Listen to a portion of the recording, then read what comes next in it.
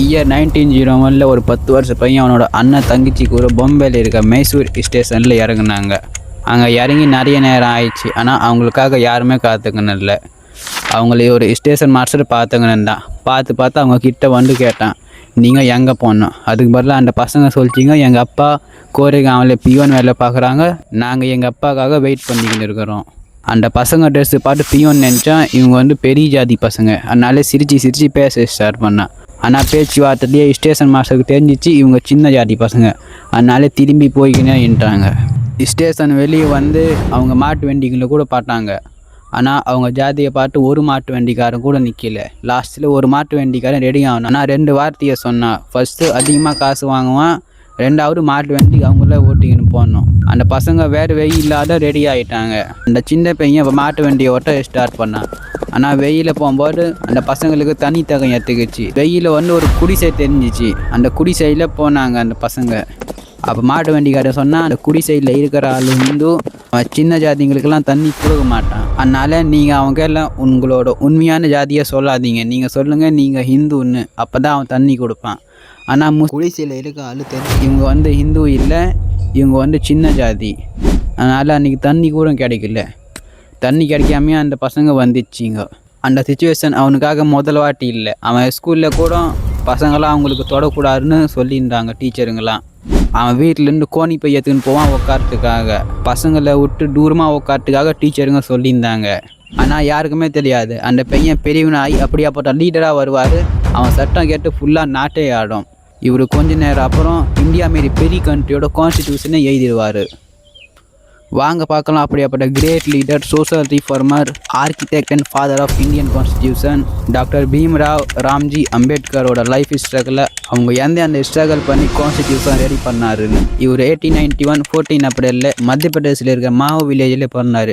இவங்க அப்பா ராம்ஜி மாலோஜி சக்பால், இவங்க அம்மா பீம்பாய் சக்பாலோட 14வது குழந்தை. இவர் ஃபேமிலி அந்த காலத்தில் இருக்கிற சின்ன கம்யூனிட்டி மஹார் கம்யூனிட்டிலேருந்து பிலாங் பண்ணுவாங்க. இவங்க 5 ஜென்ரேஷன்ஸ்லேருந்து வெள்ளைக்காரங்களாண்ட வேலை பார்த்துங்க இருந்தாங்க.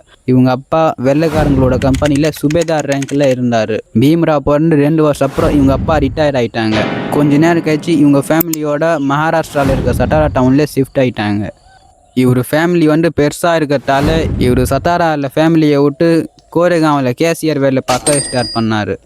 இங்கே நம்ம அம்பேத்கர் ஸ்கூலுக்கு போக ஸ்டார்ட் பண்ணாங்க. ஆனால் இவங்க கூட டாப் லெவல் டிஸ்கிரிமினேஷன் ஆச்சு. சின்ன ஜாதியில் இருக்கிறதால தண்ணி குடிக்கக்கூடாது, தண்ணியை தொடக்கூடாதுன்னு சட்டம். ஒரு பியோனு வருவான் இவங்க ஸ்கூலில். அந்த பியோனு தண்ணியை எடுத்து தூரத்துலேருந்து கிளாஸில் ஊற்றுவாங்க. அப்போ தான் கீழேருந்து நம்ம அம்பேத்கர் தண்ணி குடிப்பார். என்னைக்கு அந்த பியோன் வரமாட்டான் அன்றைக்கி நம்ம பீம்ராவ் தண்ணி தேக்கத்துலேருந்து எழுந்துடுவார். இதேமாரி வேலைங்களை பண்ணி நம்ம சொசைட்டி பீம்ராவை அவங்க சின்ன ஜாதின்னு ஃபீல் பண்ண வச்சிச்சு. ஆனால் அவங்க ஸ்கூலில் எல்லா பேரும் அப்படியாப்பட்ட குரூவலாக இல்லை. அவங்க ஸ்கூலில் ஒரு பிராமன் டீச்சர் இருந்தார், கிருஷ்ண கேசவ் அம்பேத்கர்னு. அந்த டீச்சருக்கு அம்பேத்கர் டேலண்ட் பற்றி தெரியும். அதனால் அவங்களோட சர்நேம் அம்பேத்கர் பீம்ராவுக்கு கொடுத்தாரு. இவங்களோட சர்நேம் பற்றி ஒரு மித்து இருக்குது. இவங்களோட சர்நேம் இவங்க வில்லேஜ் பேர் அம்பாவாடை, அதனால வந்துச்சு.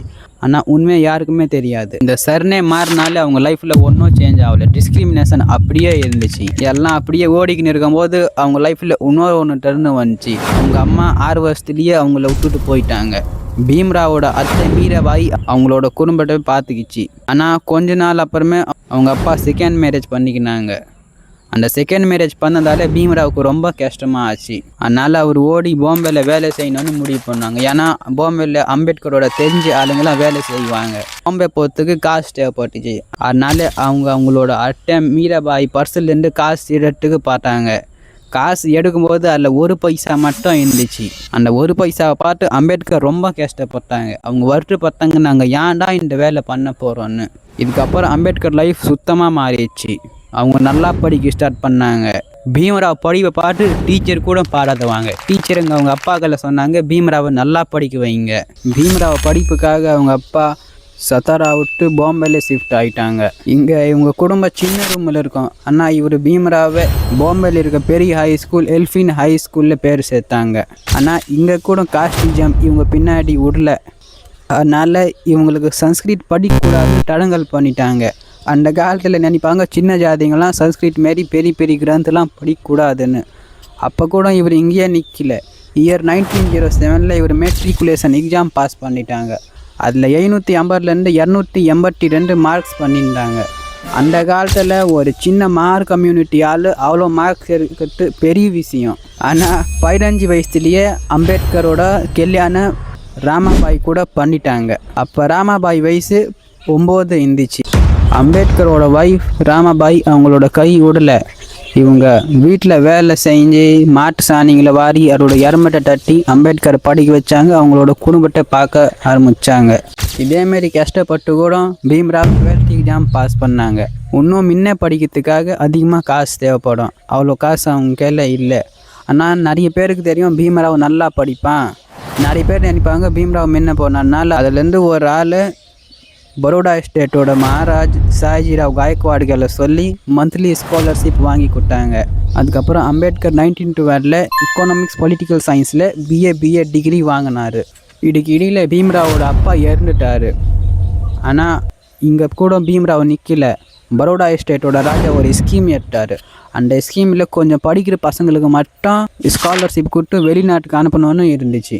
அந்த ஒரு எக்ரிமெண்ட் சைன் பண்ண வந்துச்சு. அந்த எக்ரிமெண்ட்டில் என்னன்னா அந்த பசங்க 10 வருஷம் பரோடா எஸ்டேட்டுக்கு சர்வீஸ் கொடுக்கணும். இந்த ஸ்கீமை நம்ம பீம்ராவ் அக்செப்ட் பண்ணிக்கினார். இவர் நியூயார்க்கில் இருக்க கொலம்பியா யூனிவர்சிட்டியில் படித்தார். அங்கே ஒரு ஃப்ரீடம் ஈக்குவாலிட்டி எல்லாம் கிடச்சிச்சு. அப்போ அவங்க வாய்க்க மூளை எல்லாம் மாறிடுச்சு. 1915 2 வயசுல இவர் சோசியோலஜி எக்கனாமிக்ஸில் ஒரு டிகிரி வாங்கிட்டார். அதுக்கப்புறம் அவர் 1 வருஷத்துலேயே பிஹெச்டி இன் எக்கனாமிக்ஸ் கூட வாங்கிட்டார். அவர் பிஹெச்டி வாங்கினார். அந்த காலத்தில் இந்தியாவில் இருக்கிற முதல் ஆள் அவர் தான். அவர் இங்கேயே நிற்கல. அவர் இங்கிலாண்டில் லண்டன் ஸ்கூல் ஆஃப் எக்கனாமிக்ஸில் படிக்கும்போது அவளோட பரோடா ஸ்டேட்டில் கொடுத்த ஸ்காலர்ஷிப் முடிஞ்சிடுச்சு. இன்னொரு ஒன்று 1914 ஸ்டார்ட் ஆன ஃபர்ஸ்ட் வேர்ல்டு வார் கூட நிற்கல. அது கூட ஓடிக்கு நின்றுச்சு. அதனால் அவர் 1917 நம்ம இந்தியாவுக்கு திருப்பினும் வந்துட்டார்.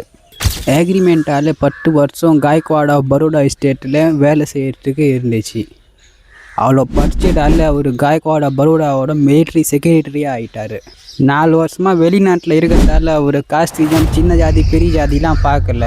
ஆனால் நம்ம இந்தியாவில் அவ்வளோ பெரிய போஸ்ட்டில் வேலை செஞ்ச அப்புறம் கூட ஒரு சின்ன வேலைக்காரன் கூட மதிப்பு தர மாட்டான். ஒரு ஃபைலை கொடுக்கறனா கையில் கொடுக்காம தூரத்துலேருந்து விசிறி கடாசிட்டு போவானுங்க. அவர் சின்ன ஜாதியால் நம்ம இந்தியாவில் ஒரு ஹோட்டல் கூட தங்கறதுக்கு கிடைக்கல.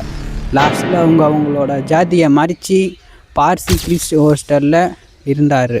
ஒரு நாளைக்கு 4-5 பேர் பீம்ராவை மடிக்கணும்னு சொன்னாங்க. நீ இந்த ஹோட்டலில் காலி பண்ண, நீ இருக்கத்தால இந்த ஹோட்டல் கௌரவம் கம்மியாகுது. இந்த சீனு பீம்ராவ் வாய்க்கிலேயே ரொம்ப கேவலமான சீன் ஆயிடுச்சு. சாயந்தரம் வெடிக்காலம் ஹோட்டலில் காலி பண்ணணும்னு அவங்க சொல்லிட்டு போய்கினேன்ட்டானுங்க. வேலையில் சேர்ந்து 11 நாள்லேயே அவர் திருப்பினும் பாம்பேல வந்துட்டார். பாம்பேல அவர் சின்ன சின்ன பிஸ்னஸ் இன்வெஸ்ட்மெண்ட், சின்ன பிஸ்னஸ் மைண்ட் டிப்ஸ்லாம் ஆளுங்களுக்கு தருவார். ஆனால் அதுலேருந்து ஒரு ஆளுக்கு தெரிஞ்சிச்சு சின்ன ஜாதி, அதனால் எல்லா பேருக்கையும் சொல்லிட்டான். அங்கே கூட அவங்களுக்கு ரொம்ப அவமானம் கஷ்டம் பார்த்தாங்க.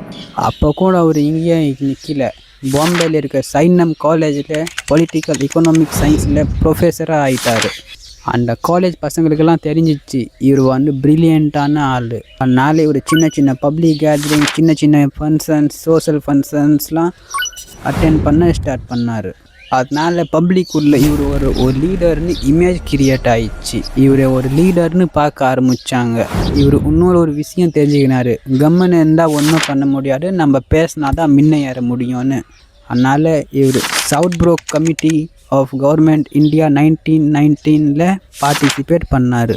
அதில் செப்பரேட் எலெக்ட்ரோட் கமிஷன், ரிசர்வேஷன், சின்ன ஜாதிகளுக்கெல்லாம் ரிசர்வேஷன் கிடைக்கணும், அது பற்றி சட்டம் போட்டார். அதுக்கப்புறம் பாம்பேயில் ஒரு மூக் நாயக்னு ஒரு நியூஸ் பேப்பர் பப்ளிஷ் பண்ணார். அந்த நியூஸ் பேப்பரில் காஸ்டிசம்லாம் பண்ணக்கூடாது, எல்லா பேரும் சின்ன ஜாதி பெரிய ஜாதிலாம் இல்லை, எல்லா பேரும் சமானம் அப்படி மக்களுங்களுக்கு சொல்ல ஸ்டார்ட் பண்ணார்.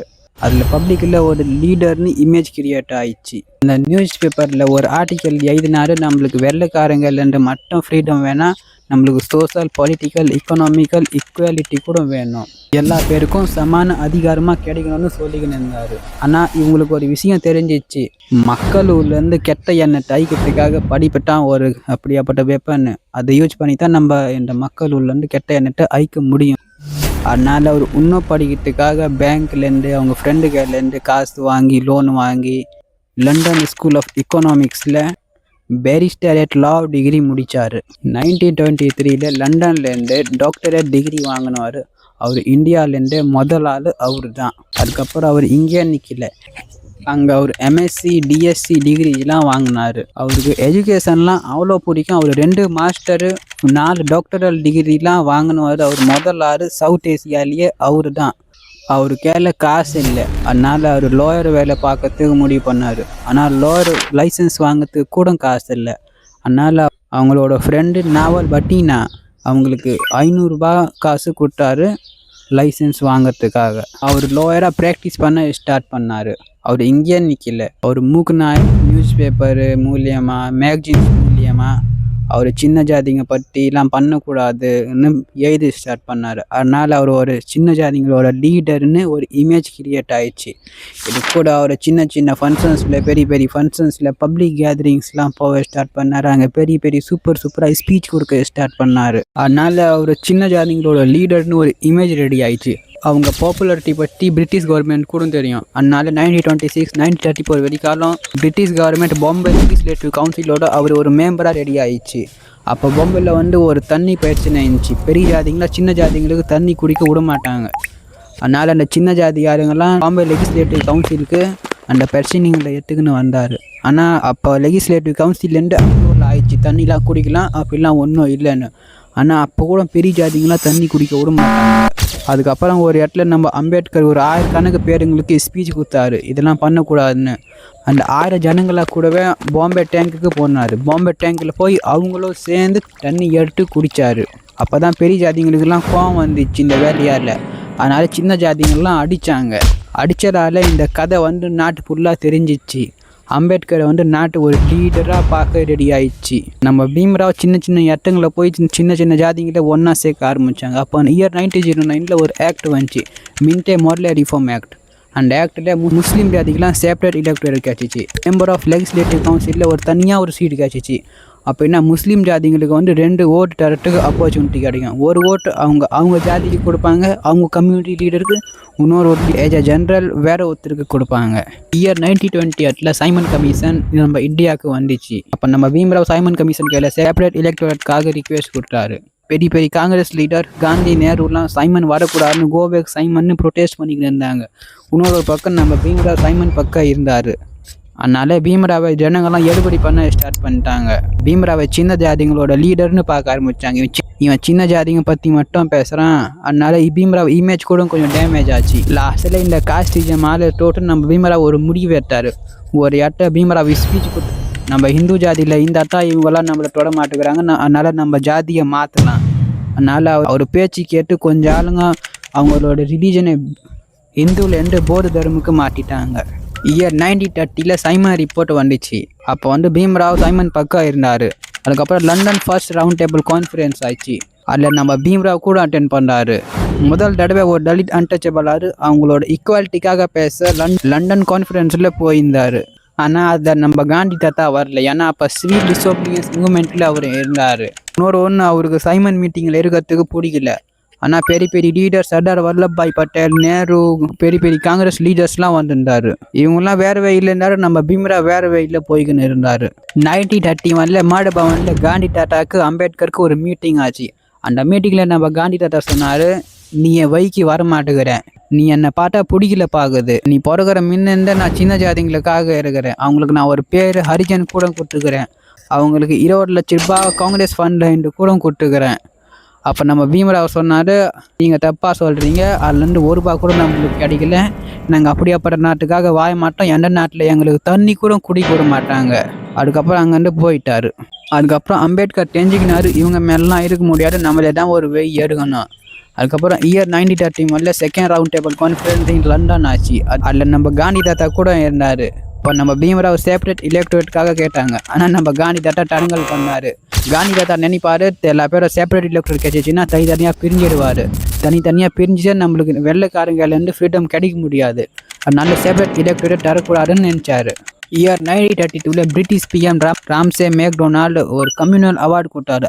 அந்த அவார்டில் சின்ன ஜாதிங்க மாதிரி நிறைய டிப்ரெஸ்ட் கிளாஸ்லாம் செப்பரேட் எலெக்டோரேட்காக ப்ரொவிஷன்ஸ் இருந்துச்சு. ஆனால் இதை நம்ம காந்தி தாத்தா முறிக்கினார்.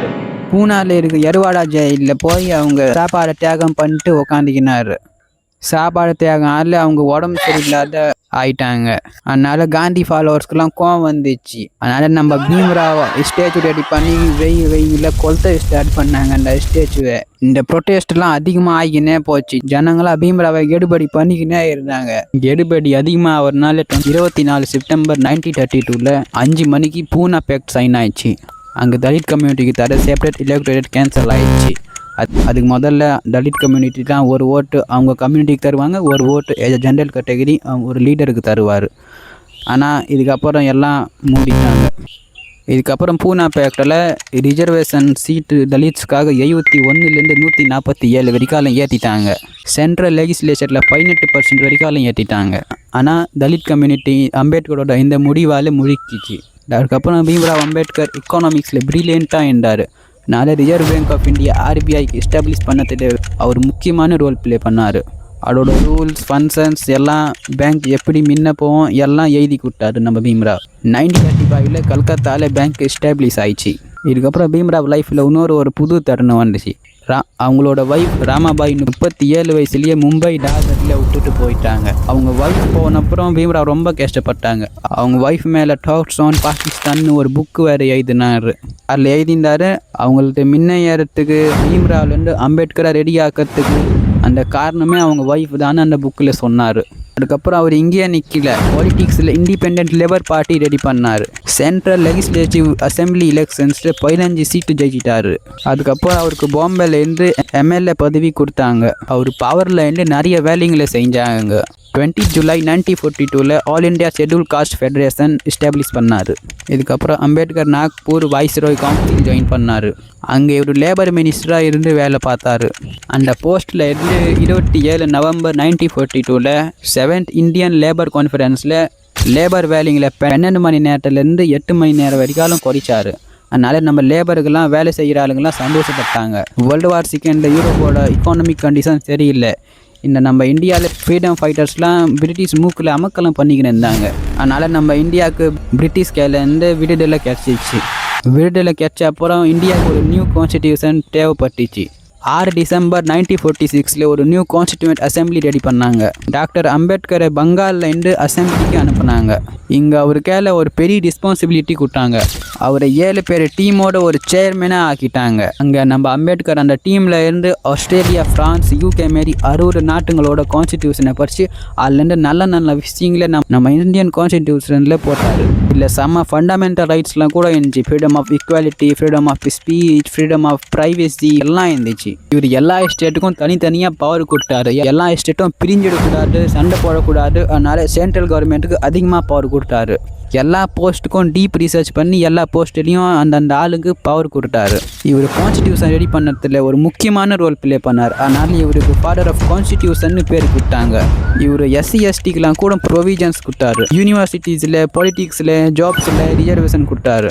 அதுக்கப்புறம் ஆர்டிகல் 17 கூட எழுதினார். அதில் அன்டச்சபிலிட்டி மாரி வேலை பண்ணுற ஆளுங்களுக்கெல்லாம் தண்டனை கிடைக்கும். இவர் SC STக்கு மட்டும் இல்லை, அவர் எல்லா பேருக்கும் சமானமாக பார்த்தாரு. அவர் உமன்ஸ்க்கு கூட படிக்கிறதுக்கு, பேசுறதுக்கு, வேலை செய்யறதுக்கு, ட்ராவல் பண்ணுறதுக்கெல்லாம் ஃப்ரீடம் கொடுத்தாரு. Right to freedom, right to equality மாரி பெரிய ஃபண்டமெண்டல் ரைட்ஸ்லாம் அந்த கான்ஸ்டிடியூஷனில் எழுதினார். இப்படி தான் உலகத்தில் இருக்க மிகப்பெரிய டெமோக்ரஸி கண்ட்ரியோட கான்ஸ்டிடியூஷன் ரெடி ஆயிடுச்சு. 29 நவம்பர் 1949 கான்ஸ்டிடியூண்ட் அசம்பிளிலேருந்து அப்ரூவல் கிடச்சிச்சு. 2 மாதம் அப்புறம் 26 ஜனவரி 1950 ஆரம்பித்தாங்க. இன்றைக்கி தான் நம்ம ரிப்பப்ளிக் டேன்னு ஒரு நாள் கொண்டாடுவோம். வந்து அம்பேத்கரோட டீமாலே 2.5 வருஷத்துலேயே முடிஞ்சிச்சு. ஏன்னா இன்னொரு பக்கம் நம்ம நாட்டிலேருந்து பிரிஞ்சு பாகிஸ்தானோட கான்ஸ்டிடியூஷன் ரெடி ஆகட்டில் 1947 1956 வரைக்கும் ஆயிடுச்சு. 9 வருஷத்தில் அவங்களோட கான்ஸ்டிடியூஷன் ரெடி ஆச்சு. ஃப்ளாக்ல அந்த ரிங் ரெடி ஆகட்டில் கூட நம்ம அம்பேத்கர் கான்ட்ரிபியூட் பண்ணாங்க. இதுக்கப்புறம் நேரு பவரில் இருக்கும்போது அவங்கள இந்தியா ஃபர்ஸ்ட் லா மினிஸ்டராக ஆக்குனாங்க. ஆனால் கவர்மெண்ட் கையில் அவ்வளோ பேச்சுவார்த்தை நல்லா இருக்கிறதால அவர் 1951 ரிசைன் பண்ணிட்டாங்க. 1952 முதல் வாட்டி லோக்சபா எலெக்ஷன் ஆச்சு. அதில் அம்பேத்கர் அவங்களோட SC ஃபெடரேஷன்லேருந்து நின்னார். ஆனால் காங்கிரஸ் மாரி பெரிய பொலிட்டிக்கல் பார்ட்டியால் அப்போசிஷனில் வந்து அவங்களோட பர்சனல் அசிஸ்டன்ட் இருந்த ஒரு கேண்டிடேட் நாராயண் சரோபார் காஜ்ரோல்கர்னு ஒரு ஆளை நின்னார். அவங்களால அவர் தோட்டுட்டார். உங்களுக்கு 5000 ஓட்டு மட்டும் கிடைச்சிச்சு. டோட்டலால் அவர் வந்து ஷாக் ஆகிட்டார். அவங்களுக்கு ரொம்ப கஷ்டமாக ஆயிடுச்சு. ஏன்னா அவர் எஸ்சி எஸ்டியோட லீடராக இருந்தார். அதுக்கப்புறம் கூட ராஜ்யசபா மூலியமாக பார்லியாமெண்ட்டில் போயிட்டார். லாஸ்ட் டைம் வரைக்கும் அவர் இந்த பார்லியாமெண்ட்டோட மெம்பராகவே இருந்தார். இன்னொன்று அவர் பர்சனல் லைஃப்காக கூட ட்ரெண்டில் இருந்தார். ஏன்னா ஃபர்ஸ்ட் ஒய்ஃப் டெத் அப்புறம் அவர் ரெண்டாவது கல்யாணம் டாக்டர் சாரா கபீர்னு ஒரு பிராமர் லேடி கையில் பண்ணிக்கிறாரு. 1935 நாசிக் ஏவலால் சொன்னார், நான் ஹிந்துவாக பிறந்துக்கிறேன், ஆனால் நான் ஹிந்துவாக சாக மாட்டேன். 14 அக்டோபர் 1956 அவரோட 3 லட்சம் ஃபாலோவர்ஸ் கூட அவங்களோட ஜாதியை பௌத்த தர்மக்கு மாற்றிக்கினார். அம்பேத்கருக்கு ஸ்டார்டிங்லேருந்து படிக்கிறதுக்கு ஆசை.